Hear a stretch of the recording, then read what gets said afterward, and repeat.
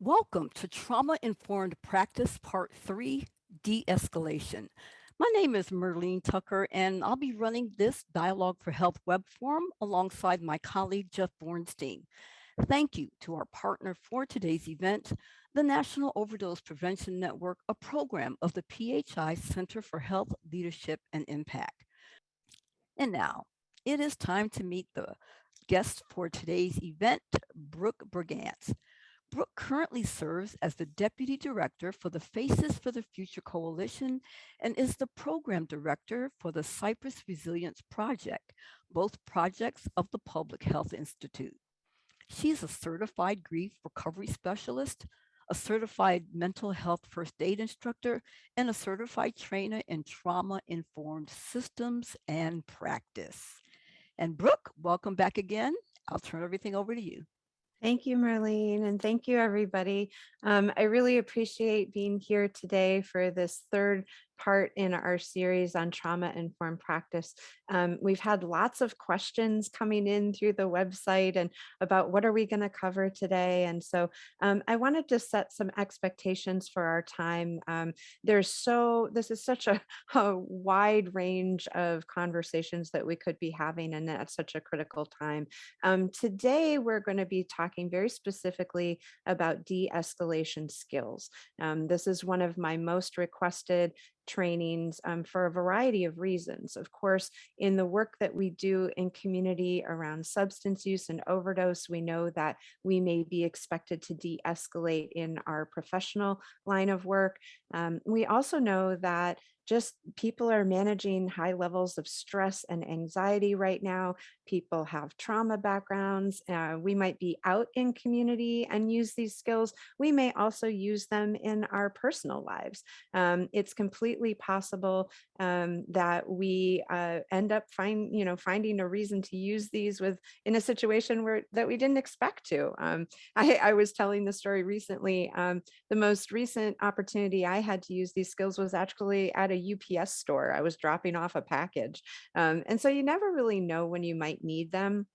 It is helpful for us to think about how do we de-escalate a situation, but also how do we support ourselves after. So we'll be talking about what goes on in the brain when someone has been activated in their stress response, how our body might react, some of the things we might want to keep in mind to both do and not do, maybe even more importantly, and then how do we support ourselves as we process this type of event. And we may be de-escalating multiple times a day. We may be de-escalating a very extreme sort of event. I know that many in the community may be de-escalating situations where there are co-occurring diagnoses going on. So maybe a mental health challenge and a substance use issue.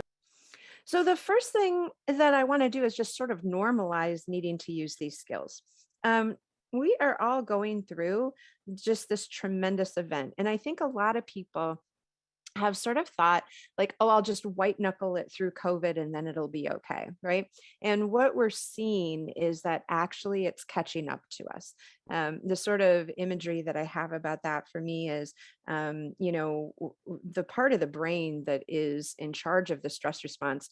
One of the things we know about it is that it actually gets more sensitive over time. And so people have a harder and harder time getting to their baseline.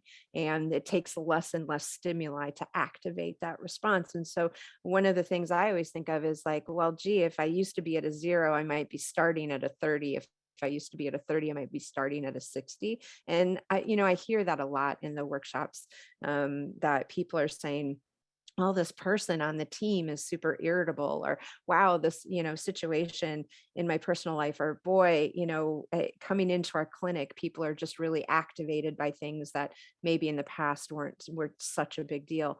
So to me, I think we just need to normalize the conversation about the stress that we're all managing and how it's impacting behaviors, because this is something that I think we're going to continue to see, particularly as we still are in the midst of managing the pandemic, right? It's not like there's an over here.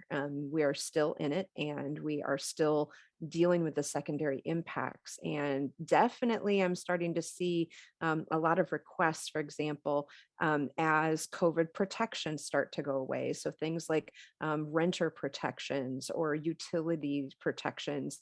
I just did a training recently for the financial aid offices of community colleges because there's impact there for folks. And so I was just saying to the team before we got on today, I feel like everybody needs to know this stuff.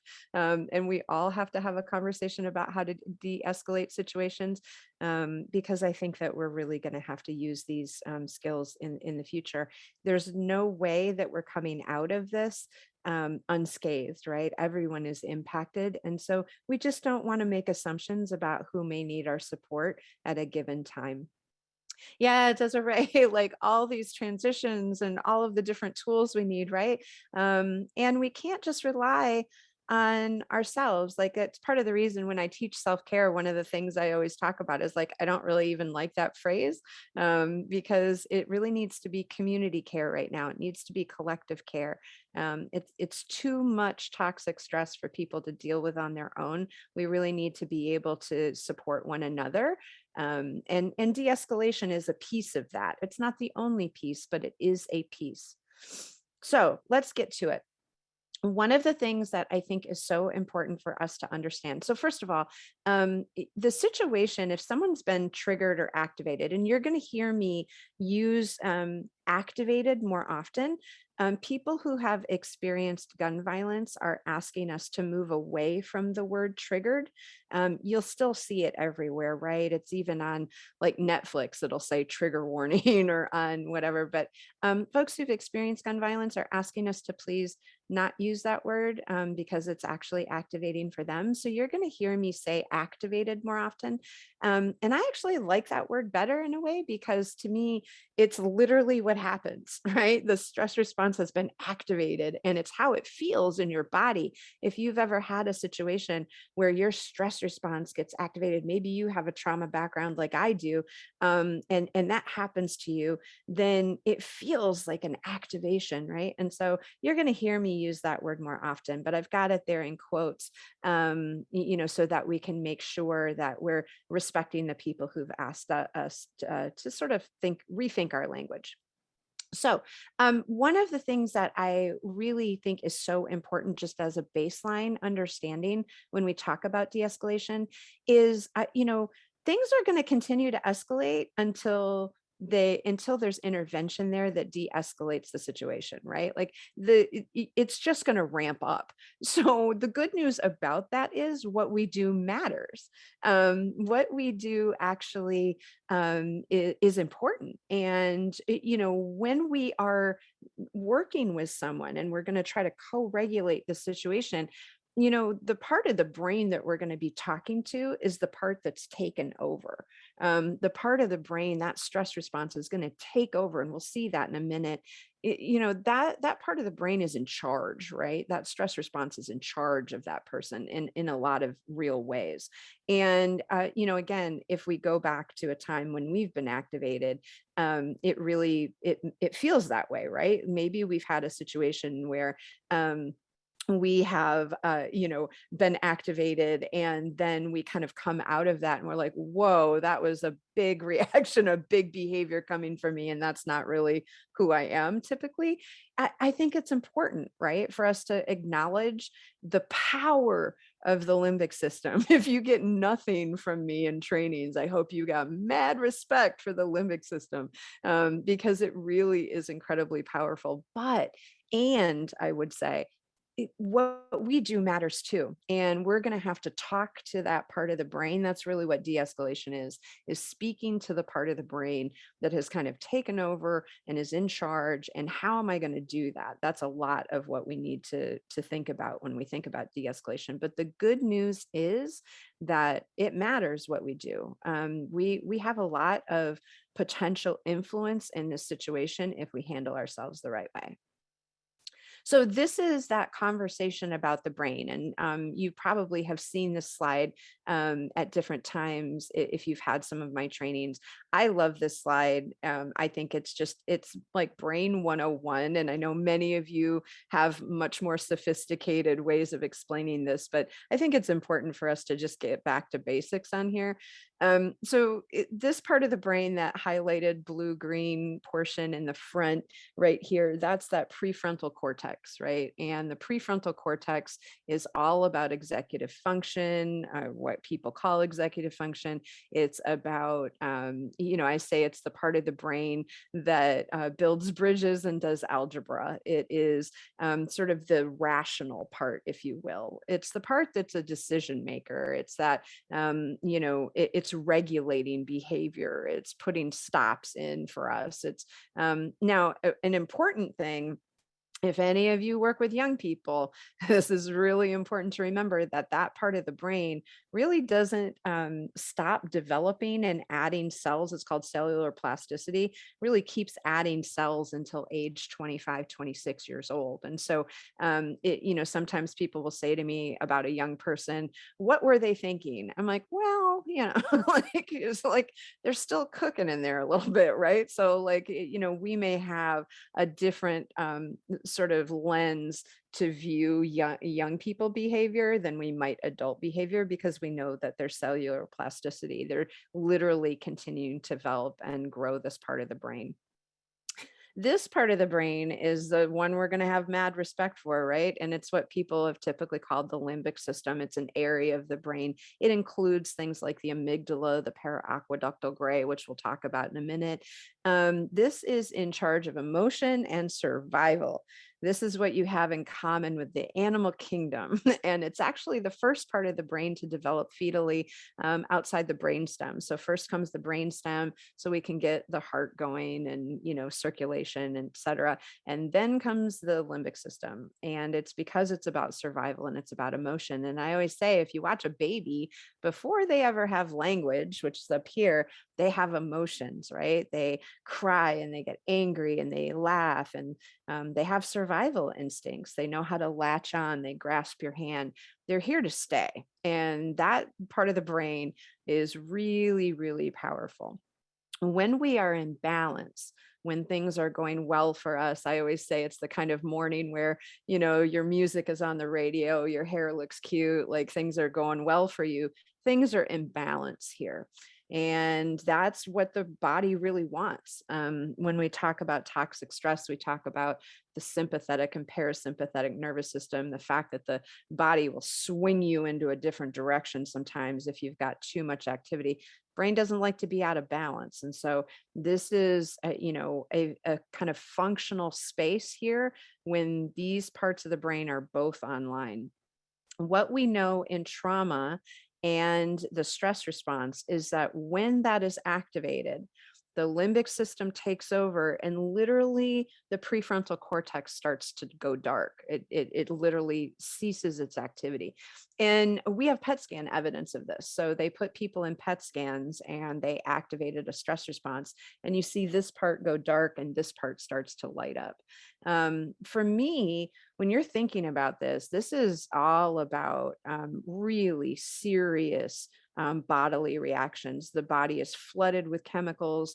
There is a whole set of reactions that is happening here. They're physiological. This is when you get activated and you can feel it, right? Like adrenaline, cortisol are released. And what's happening is your heart rate is going up, your respiration's going up, your pupils are going to dilate. There's a bunch of stuff that's going to happen physiologically, because why? Because this part of the brain is now activated and it says, we need to survive, and we're about to do anything humanly possible to make sure that happens. And so people with trauma backgrounds, maybe people who may have some different types of mental health challenges, people who are just in toxic stress situations, that set of circumstances. Remember, if you watched our the first in this series, we talked about the definition of trauma being an event, a series of events, or a set of circumstances that is activating this stress response. And Erin, I see your question here in the Q&A about are there initiatives to provide the training to law enforcement? That's first of all, yes, I just trained law enforcement recently. We did mental health first aid certification, we did de-escalation, and we also did vicarious trauma, because secondary trauma can also, sort of create sensitivity in this part and make people more reactive. And so I do think that the sort of systems response here of trauma-informed practice is to make sure that all people who are interacting with other people need to know this neurobio reality and need to be trained about de-escalation, right? I would say this is equally true for the work you're all doing, but also for folks like educators, right? People who might be servicing the community in different ways, park and rec people. We just did a bunch of park and rec people. We did de-escalation skills, because all the different types of people that are interacting with community right now are going to be faced with this reality. A lot of people are spending lots of extra time in this limbic system. But what happens there is that means that executive function has been knocked offline. And that's really important. That sort of process can also mean it's really difficult for that person, maybe necessarily even to quote, know what they're doing. Can lead to sort of falling on that spectrum of dissociative behaviors where you're like not totally remembering. Certainly in trauma, that might be true. But in stress response, or someone got activated, maybe they have a trauma background, maybe they don't. This is the part of the brain that we're going to have to deal with. So when we think about de-escalation, we're talking to that part of the brain. We're not talking to this part. And I think a lot of times people approach a situation where someone's been activated and they start talking to the wrong part of the brain. And so de-escalation, about 90% of it is, what do I need to do and say to calm the limbic system down, not the prefrontal cortex. Right.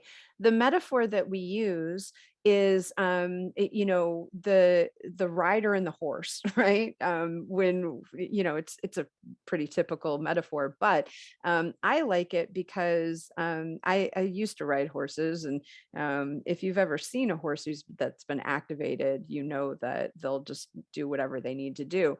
When a horse and a rider are in imbalance, if you imagine that rider is that prefrontal cortex, and if you imagine that limbic system is the horse, when we're talking about that lack of balance, the rider has gotten knocked off and you're just dealing with the horse. And if you are like me and you've seen a horse that has been activated in its stress response, they are all just energy. Right? It's just energy. I've seen a horse try to climb a tree once because it thought that a stick was a snake. And that's important because just like a horse, the limbic system is recording things and it's taking information from all different resources. And particularly if a person has a trauma background, it is very concerned with also the perception of threat. Right? It's not just the threat itself. It is the perception of the threat. And that becomes really important because when we're talking to someone who's been activated, we may want to say to them, well, but that's not really a snake, it's a stick. Right? But in that moment, when the horse has been activated, do you think that horse right there cares if that's a stick or a snake? No. It's just energy and it's all about survival. And typically there are certain behaviors that we see horses, right, that limbic system part of the brain engage in. And for our purposes today, we're mostly thinking about fight and flight. And you've heard that, I'm sure, what is the reaction? To either fight and get aggressive or to run. Right. And that's typically what we are de-escalating, is one of those two situations. Yeah. So Monica, I see in the chat. Yeah. So emotion becomes really important. And you're going to see in just a minute how I'm going to say, let's align with the emotion and not necessarily try to engage that prefrontal cortex yet until the situation's able to calm down. Like I'm not going to have a quote rational conversation with a horse in this state, right? Like that would be a kind of foolish and a waste of our time because the rider is way back there. And when I see mistakes in de-escalation, usually it's people who are coming with rider skills, but the rider is like 3 miles back, and I'm like, yeah, but where are your horse skills? Right. So what we need to do is sort of shift focus a bit and think about what's the limbic system doing in that moment, and how do I speak to it to calm the situation down so that I have a chance to get that rider back on the horse. That's really, to me, what de-escalation is all about. And I see some awesome resources in the Q&A. Thank you for that, you guys. I appreciate that. Yeah, there has been a lot of effort, obviously, to bring this type of training to all different kinds of folks, including law enforcement. The group that we just did included folks from DOJ, probation, youth programs. We did a very large series for a pretty large group of folks who were in law enforcement at various levels. One of the important things, I think, is sort of bringing back this conversation to the natural world, right? Because if, and it just helps me sort of reframe, I hope it helps you, but it helps me reframe my behaviors because, we have brains that evolved to put us into safety in a time when we were still hunting and gathering, right? When we were living in nature in a different way. We didn't live in a condominium. We didn't have smartphones. There wasn't Netflix. There were no TikTok videos. And yeah, I need to have real respect for the part of me that is still biologically connected to a different reality than the reality I know now. What I know now is TikTok and Netflix and traffic, right? Like that's my reality today.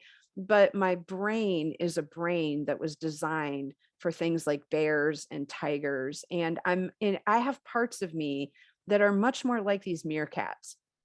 And one of the parts of me that is like a meerkat is that para-aqueductal gray. It's in the limbic system, and its job is cataloging all of the things that have come before a threat before. This is how we learn. It's how we know that we're in danger, is because I cataloged ahead of time the thing that put me in danger last time. It makes a lot of sense, right? But it sometimes, again, if I'm dealing with toxic stress or I have a trauma background or I'm getting activated over and over again, these meerkats that are looking for the sign of that thing that happened before, they get more sensitive and they activate each other. We forget that we are wired together, right? We have mirror neurons that speak to one another. So when we are in a group and one person goes up and is activated, it's automatically activating the rest of us. Those mirror neurons are going to activate all of us because we're hardwired to be collective. We are literally designed to be in a group like these meerkats. And you've seen meerkats, right? On nature shows or at the zoo or something. When one goes up, what do they all do? They all get activated, right? And that one may have been activated because it saw a shadow, or maybe like the horse, it saw a stick and it thought it was a snake because last time there was a snake and it thought it was a stick, and one of its buddies got taken away by that snake. And so that activation then sends a message to the other brains around that say, oh my God, snake. And everybody goes, what? Right. And it's that exact sort of standing on alert. And then the para-aqueductal gray is that part of the brain that is like cataloging it, right? It's like, okay, remember last time we saw that, like ding. And so the next time my limbic system sees that, meerkat response.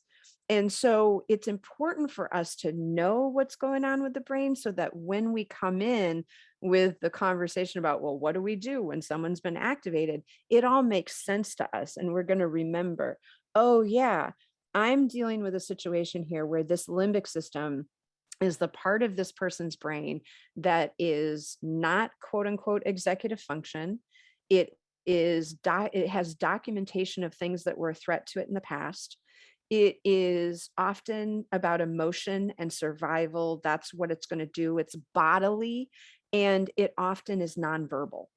Right. So when I first start to talk about de escalation, I got to keep all that stuff in my mind because my response needs to tailor to that reality. So the very first thing that has to happen then is if we're in a group of meerkats and someone gets activated, those mirror neurons are affecting me, right? I may get activated too. And so the very first thing that is so important in having a conversation about de-escalation is us. Right? Before we ever put attention on the other person, we have to ask, like, how am I ready to deal with this?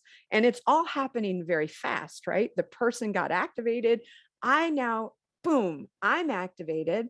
And I've got to ask myself one question right away. Do I feel safe? Because if I do not feel safe in that situation, I will not be able to be an effective de-escalator. So sometimes we have to ask, am I the right person for the job? Right. And everybody has a different threshold for that. Maybe some people have a threshold where they feel a lot of confidence. Maybe they have a lot of experience. Remember, trauma and stress in the brain are also linked to our perception of our own ability to cope with a situation. So maybe I have a lot of experience and I feel really comfortable de escalating lots and lots of situations. And it's not that big of a deal. Right. But maybe I don't. Or maybe the behavior that is happening is so activating for me that I actually struggle to get myself back down to baseline. Or here's the secret, many of us have our own lived experience and trauma backgrounds, which is why we're drawn to the work that we're doing. And we specifically look for people when we are talking about substance use. We want people with that lived experience to be part of our organizations, right? We want people with lived experience to be in mental and behavioral health. We want folks reaching out to high need and traumatized communities who can get it, who relate. We have a lot of people working in our organizations that have that. Well, maybe there's a particular type of behavior that might be more activating for one person than it is for another because of their lived experience. We've got to take that into consideration as well. Very first question you have to ask is, can I be effective here? And remember that safety, your para-aqueductal gray and your limbic system, your amygdala, it cares about your holistic safety. Trauma is experienced, right? Physically, but also mental, emotional, and spiritual trauma is real. And so if I holistically do not feel safe, maybe this person is being verbally aggressive and I have lived experience of dealing with verbal aggression in the past, that may not be an emotional safe space for me. I may need to tag out. So the very first thing you have to ask yourself is, can I do this? And if you can, then you can begin to employ your de-escalation skills. You're going to be thinking, right, about how do I interact with this horse? The first thing you have to do then is get your own rider back on your horse. If you want to deal with this situation and manage it, you've made the decision about safety, you're going to say, yeah, I totally can do this. First thing you have to do after you do that immediate check-in is calm yourself down. I told you that I just used this in a UPS store, and the very first thing I did as the situation was unfolding was I calmed myself down. I asked the question, do I feel safe here? Do I feel I can intervene? And then I managed my breathing. We know that managing your breathing is the fastest way that you can get your rider back on your horse. It's activating your parasympathetic nervous system, which is kind of like your brakes. If your sympathetic nervous system or the stress response is the gas, you need to put the brakes on. Your breathing is a way to do that. There's a nerve that goes from your diaphragm up into your brain. It's literally your brain monitoring how stressed out you are by your breathing, and sort of monitoring your diaphragm. Like, hey, how's Brooke doing? Like, she just started, her respiration rate went way up. Like, I think she's stressed. Um, So managing your breathing is key. The way that we do that, yep, exactly, Karen. The phrenic nerve is also right there, and that's really important. So that phrenic nerve goes up and it's monitoring. Remember, your limbic system is not just reacting, it's analyzing, right? And so one of the things it's analyzing is how fast am I breathing? Because if I'm breathing super fast, it's going to be like, wow, she seems really stressed. I think that we should like, like we should be on heightened alert because Brooke is breathing really fast. Like, what's up? Right. And so it's really important for us to control our breathing. And the way that we do that at Cypress is we always just do the 4-1-5 breathing. And people have all different kinds of techniques. You got to do the one that's a good fit for you. But for us, it's a 4-1-5. And so what that is a breath in through your nose through a count of 4, you hold for a count of 1, and then out through your mouth for a count of 5. And so I'll demonstrate that a minute. It looks like this.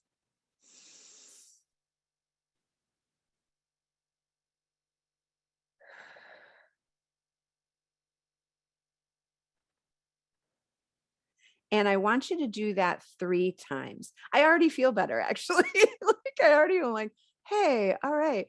If you do that, it actually calms you down. It lowers your own cortisol level. It allows you to keep your rider on the horse. So the first thing we're doing, we're assessing for safety. Am I the right person for the job? Yes, I think I can handle this. Let me control my breathing, make sure my rider stays on the horse. Okay. Then we can think about the other person. When we think about the other person, I've added in some conversation here about virtual support because we may still be supporting people virtually, or sometimes we are, sometimes we're not. And so I wanted to include some things that we can do virtually as well as when we're in person. So we'll get to in person in a second. But right now, thinking about virtual support, what are some things I have to keep in mind? Well, you can see that first of all, your voice is going to be so important. What happens when you get activated with your voice? You start going up and talking even faster. And then we go and we get louder, louder, louder, louder, louder, right? And that means, remember, we're meerkats. What message is that sending to that other person's brain? Hey, I don't think we're okay. I'm super freaked out, like da da da da da da da da, right? And that literally is adding stress to the situation because that person is still analyzing for data. Am I safe? Am I safe? They've been activated, right? Something happened. Maybe they felt disrespected, or there was a confusion, or there was some kind of thing that happened, and boom, there they are. And all horse, all action, maybe aggression. They might be moving around a lot.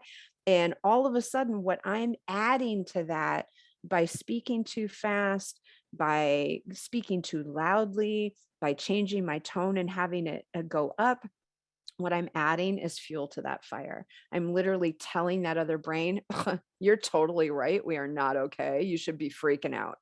Right. And so I've got to calm everything down. The breathing will help. But if you're a person who starts to, have your tone go up, if you're a fast talker, I want you to practice some of this when it doesn't matter. Practice when the kids are fighting at the dinner table. Practice when you're in line at the grocery store and annoyed. Like, look for opportunities in your life where you can take advantage of them so that you can practice, so that when it matters, you've got the memory of it. You know what it feels like to lower your voice, slow it down, and use that calm tone. Now, you don't want to be patronizing. You don't want to go so far in the other edge, like, oh, are you activated? That's just going to set somebody off. I can tell you right there. So watch that balance, but you've got to be able to like lower that, calm it down, and use that tone. And especially don't speak really, really fast. You want to think about fewer words. The other thing is, everybody starts to argue. Ma'am, I said, but ma'am, your appointment was on Tuesday, ma'am, but I told you it was on Tuesday, ma'am, but what are we doing? That's a rider conversation. That is not a horse conversation. When we argue, we're in a debate with a brain that's not prepared for debate right now. And so we're going to leave that. Maybe there was a miscommunication. Maybe it wasn't a snake, it's a stick. But does it really matter right now? The good news is that the chemicals of the stress response take about 30 minutes to fully resolve, right? And be processed in the body. Most people are going to start to feel better in about 10 or 15 minutes if we don't add fuel to the fire. If I'm not adding escalating behaviors, this is a time limited thing. Then we can have a conversation about the genesis of the reaction. Then we can have a conversation about whether or not it was something simple and it could have been avoided. Look, that wasn't really a snake, it was a stick. But right now, arguing will add energy to this situation and it will make it more difficult. And as we saw in the Q&A before, we're acknowledging feelings because that limbic system is about feelings, emotions, and survival, right? And so there's big, big feelings in someone who's been activated. The other thing we want to do is we want to actively listen. So we want to make sure that we're communicating to that person implicitly and explicitly that we're listening, right? This is not a time to pull out the phone or be distracted. You can't multitask de-escalation. Put all that stuff down, focus on the person, let them know you are hearing them. The other thing is that absolutely we are going to think about we language. Why? Well, if I'm in a group of meerkats, right, and we're all on the same team, right, we don't want that group to appear to turn on each other, right? If I am arguing, if I am not aligned with you, if it's you and me, we very easily could be perceived by that brain to be on opposite sides and opposite teams. And we don't want that. We want to align with that brain to let it know, hey, I'm on your side. We're together in this. And so we often will say, we're going to work to find a solution. We are going to find a way to manage the situation. I hear what you're saying. We're going to work together, right? I want to start to use we language. And absolutely, never in the history of the world has it ever calmed anyone down to have someone say, calm down. I used to work in a department of neurology and we had to de-escalate all the time. And there was always somebody there who would be like, calm down, calm down, calm down, calm down. And if you have ever had anyone try that with you, you know darn well it doesn't work. So we want to avoid calm down, calm down. We want to align with that person, make sure that that brain knows I'm on the same team. We language is a way to do that. And we really want to make sure that we are actively listening. They've got our attention. We also want to think about, you don't have to agree with the person, right? Like this isn't about you. Even if they're saying it's about you, it's not about you. And you don't even have to necessarily agree. It's really more about timing, right? Like you can disagree later when the rider is back there to disagree with you. You can disagree later when the rider is able to engage in that conversation. But when the rider isn't present, that's not going to be a very productive conversation, right? And so you may have feelings you need to process with this person. You may have a point that you need to make. All of that is legitimate. It really is just about timing. So de-escalation in a lot of ways is about delayed gratification in a situation, right? I need to delay the point I want to make so that I can work and make my point to an integrated and balanced brain, as opposed to a brain right now that is experiencing dysregulation, right? That's not even, it's not only not going to get me what I want, which is clarity in the situation, but it's also not really going to be supportive of that person. So I want to wait until that brain's co-regulated and then we can have the conversation. Now, in person, remember meerkats, right?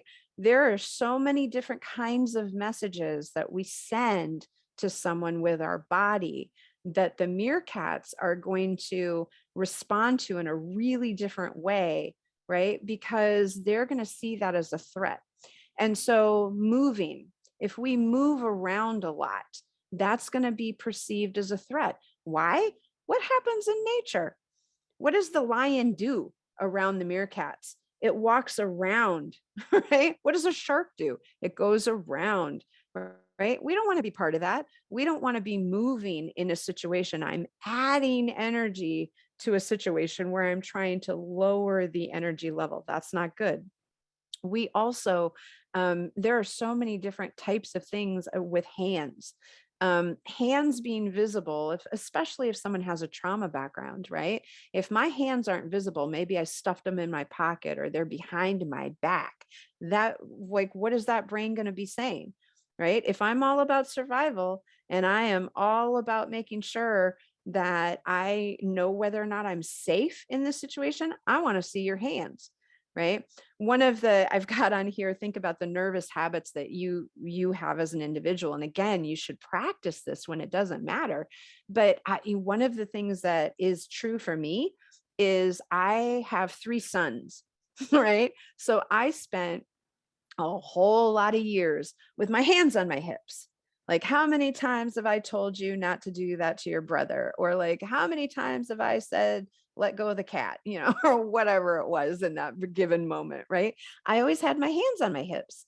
And I find that now when I'm in a situation where I might feel like a little overwhelmed, or I feel like I have to take control, where are all my fixers out there, where you feel like you're going to fix the situation? I'm one of those.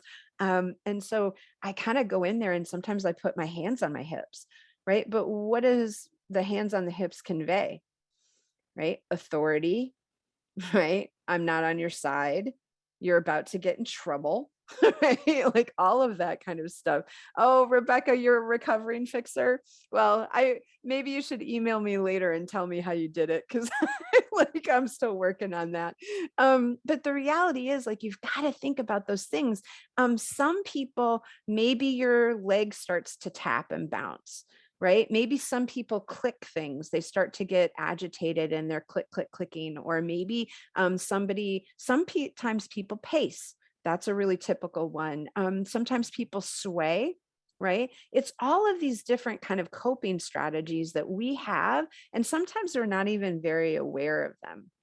Sometimes we're not even like really tuned in to the fact, like, oh, I'm swaying, right? So mindfulness is part of this as well. You have to get used to feeling yourself, and how does your body sort of react to stress. Yeah, Kimberly, exactly. The swaying, right, that we have from God. I still do that. You hand me anything, I start to do the sway. Right. And that's a good thing sometimes, but not if I'm in this kind of situation, right? I want to be thinking about all of those things I have, but it might be really, really hard for me to do that if I'm not practicing mindfulness when it doesn't matter, because I need to look for those signs in my own body. When we're managing stress, we're just managing it, right? Like, we're just trying to get by. And we don't often pay attention to how that shows up for us in the body. And we do need to be aware of that if we are de-escalating situations on a regular basis. We have to think about where are our hands. We have to think about, do we move around a lot? And we need to think about things like tone of voice. All of that stuff really matters. The other thing that I think is so important, for the love of Pete, don't touch anybody. I mean, everybody, where are my huggers out there? Y'all go in for the hug. This is not the time to go in for the hug. You're likely to get popped in the nose. If someone's super activated and, like, let's imagine maybe they also have a substance on board. We are not hugging people right now, but there are people that go in for that, maybe because that's a calming thing for them. But if that person has a trauma background, if fight is the reaction of the brain, and remember, it can change. It might have been flight, but now it goes to fight. We are not touching anyone. We can touch someone later, right? And with permission, we could say, wow, that was really stressful for both of us. Would it be okay if I put my hand on your arm? But you don't want to touch anyone when they're in this very heightened state. We want to make sure that we can de-escalate and co-regulate that situation, and then physical touch would be safe. Absolutely super important. The other thing is make sure that you're thinking about your body in proximity, right? You've got to be thinking, are you a big person? Are you a little person? Are you standing over somebody? How does that communicate power? How does it communicate that that person is safe or not safe? How do you make sure that you're doing that appropriately? For me, I always like to find a place that feels safe to sit down. Just because I think that that kind of helps. Like, hey, remember, brain, I'm not a threat to you. I'm over here. I'm not, gonna like jump out. I'm not blocking any exits. I'm not doing anything like that. I'm just over here. Sitting down isn't always possible, and that's fine, but you do have to think about then your body and its placement in the room. Are you blocking an exit? Are you towering over that person? The other thing to think of is face to face might be too confrontational. So I sort of turn myself a little bit to the side, maybe just even like a slight angle. It doesn't have to be like 90 degrees, but you do have to sort of tilt yourself a little bit because, again, you're just sort of saying, look, I'm not a threat to you. This can be very often be read, again, particularly with people with trauma backgrounds, as an activator. We want to try to get rid of those as much as possible. And then the last thing I'll say is watch your face. If you've been in my trainings before, I'm always telling you, fix your face. Fix your face, people, because all of your judgment is in your face. You might be saying the right thing. And if you're like this, or your eyebrows are up, or you're like, whatever little faces you make, everybody knows you're judging me right now. And that's going to escalate the situation. So you want to, again, practice your face, making sure not that it has no, movement on it at all. For someone like me who's super facially expressive, like I couldn't do that if you tried. But I do know that there are certain movements in my face that are going to convey themselves as judgment. And I've got to really watch out for those, right? For me, it's always the scrunched up part right here. Like if I'm looking like that, I might be deep in thought, or I might be, thinking something like really, I'm trying to manage the situation. But if I scrunch like this, it makes it seem like I'm upset or angry with the person. I always have to try to relax my forehead. That's one of the things that you might want to consider is practicing. And I totally see you, Crystal. Yes, wearing masks is super challenging. That's why make sure that you're practicing eyes and always eyebrow expression, right? Like what happens up here really does matter. And so, you want to make sure that you're practicing, even maybe practicing with your mask on, to look at how do you react to stressful situations right up here. But I agree with you. It's been tricky with masks, huh? So then if you're going to communicate, where now we're going to start to use words, our team always talks about the three C's. I want to communicate caring, consistency, and curiosity. And there's a couple reasons for these. Caring, certainly obvious, that seems obvious, right? I really care about the situation and I care about what you're telling me. Consistency is important, not just during the escalation, but if you have a relationship with this person, the consistency also happens before and after. Particularly again with people with trauma backgrounds. Very often they might poke us, like, poke, are you still there? Poke, are you still trustworthy? Poke, can I still count on you?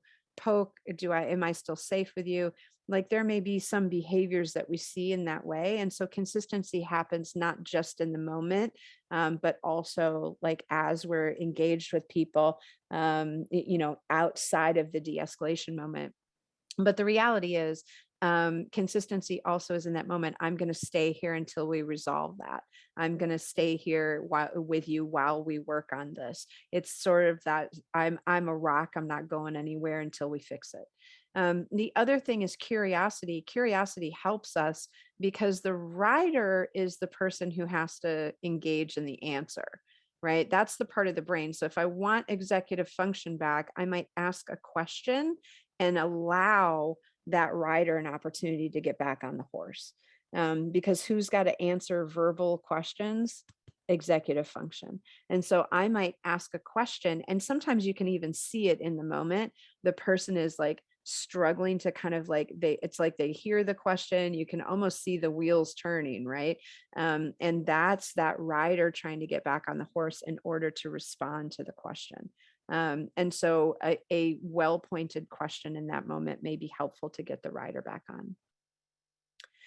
And, sort of the last thing that we talk about here is that, de-escalation is incredibly stressful. Like I said, some of us may be doing it a lot in the work that we do, and certainly the work that you all do in overdose and preventative work and work in community. I'm sure you are de-escalating situations. The other sort of secret is that we're de-escalating in our own teams a lot right now because there's so much burnout and there is so much toxic stress that we're all dealing with. We may be activated in our teams, and I'm getting lots of requests for how do I support my other team members in de-escalation. That's absolutely true. And so I just want to sort of acknowledge the fact that this can be difficult. Yep, Crystal, absolutely. Sometimes a silence and a pause just to let them process. Exactly. That silence is really important. Being still, right? Super important. I appreciate that. When we're thinking about how do we care for ourselves if we are having to de-escalate either one extreme event or lots and lots of events, we first and foremost, what the neuroscience says is in order to complete your own stress response, you have to do something physical. So if you de-escalate something, this is where I want everyone to like put the phone down or do whatever you got to do and go take a walk around the block or do something physical, do the 30-minute or 30-minute, that would be great. The 3-minute dance party in the office, or, this is where that kind of movement becomes important. Neuroscience is absolutely clear on this. Your stress response is intended to be followed by physical activity and then celebration. Right. And that's because back in hunter gatherer times, it made sense, right? If you went out into the world and you encountered the bear, right, your stress response got activated. You did something, you either ran away or you fought, you survived, and hopefully, and you got back. Right. And then you were like, woohoo, we survived. We lived to, hunt and gather another day. And so the stress response is intended to be short and it's intended to be completed. And physical activity is a piece of that. The other thing that we know can help after we've de-escalated a situation is talking about it or getting it out of your system. You don't want that track running in your head. So you talk to somebody about it. Journaling may help. And then obviously self-care is critical, but remember, I already said I'm not really a fan of self-care as a concept. I think wellness as a concept is incredibly important, but self-care, but what I mean by that is I want you to do something that is gentle for yourself. Smell something that you really love that reminds you of someone or a place where you feel safe. Eat something that makes you remember a place where you have felt safe. I want in your life one or two strategies to, sort of have some protective factors in your day. So if you have to de-escalate something, you're doing something physical. Yeah, Valerie, it could be like a debrief. Absolutely. It could totally be like a debrief. And when I work with organizations on trauma-informed practice, this is actually kind of part of what we talk about is maybe they have team members that have to de-escalate a lot. And I ask to build into the day the physical time, the debrief, and then some kind of celebration. Right. And different teams, it may be different things. But basically, that's what we're looking for is some kind of process like this, where we want to be doing something physical. We want to be downloading the information, and then we want to do something that makes us feel joy because that completes the stress response. It actually helps us avoid burnout if we have to do this on a regular basis. Yeah, Charmaine, like I love that we are not born into isolation. We are born into connection. Exactly. Again, like self-care is kind of like the thing everyone says, but I'm not super fond of that. And then the last thing I'll say about this is to please make sure to practice self-compassion. Self-compassion is incredibly important. There will be times when you do this really, really well. There will be times when you struggle. There will be times where maybe you feel like the person for the job, and then you realize, no, I'm not the person for this job, and you tap out, and you might have feelings about that. Self-compassion is about acknowledging that we're not perfect, that we're here trying, that we're going to make mistakes, but that there is a joy and a gratitude in being in the work, in being the person who does try. There are lots and lots of people out there who don't try to do the work that you're doing. Right. And so there is a recognition of both compassion, but also the joy of being in the work and saying, like, I'm really proud of the work that I do. And I'm proud that I'm a person who steps into this space and does the best that I can in these situations that many people run away from. And so self-compassion is really important. I want to make sure that everyone has my email address, and I really appreciated all of the comments in the Q&A. You can always feel free to reach out to me, of course, as you need to. You can reach me at brooke.brigance@phi.org. And there is a recording, of course, of this webinar, so please feel free to access that if you need to. And then, of course, please know that there is another amazing opportunity coming up on the 13th to talk about building partnerships that work. And again, sponsored by NOPN. If you would like more information about the National Overdose Prevention Network, you can feel free to obviously go to nopn.org and get more information. I'm really always excited to work with them because I know all of the wonderful things that they have to offer. Oh, and Jeff's got the survey link in there, and thank you so much. I see lots of comments in the chat, or excuse me, in the Q&A. Let me see if I can get through them. Hold on just a sec. Oh, Rebecca, what does the celebration look like? It could be anything, whatever it means for you. Right? It could be maybe a food you really love to eat. It could be dance. It could be self-expression of some sort. Whatever it is for you is what's really important. But it basically is that joy and celebration of just sort of like, imagine if you were the person who got back to camp and you made it out okay. That would be sort of what I'm thinking of, is what makes me feel really happy. And like, woohoo, we got this. We survived the bear, right? Like that's really what the brain needs. Also, I saw a request for my email again. I'm going to go ahead and back up a second so that you all have that, just to make sure that you've got that. Yeah, so Lorraine, we do absolutely talk to licensed clinicians in all different, sorts. We have trauma-informed practice trainings on all different topics, absolutely. Let's see. Oh, hey, Desiree, it's good to see you. Joanna, there you go. There's the contact information. I know I'm running out of time. Yep, Leah, I've got that for you. Oh, Crystal, you're sweet. Thank you.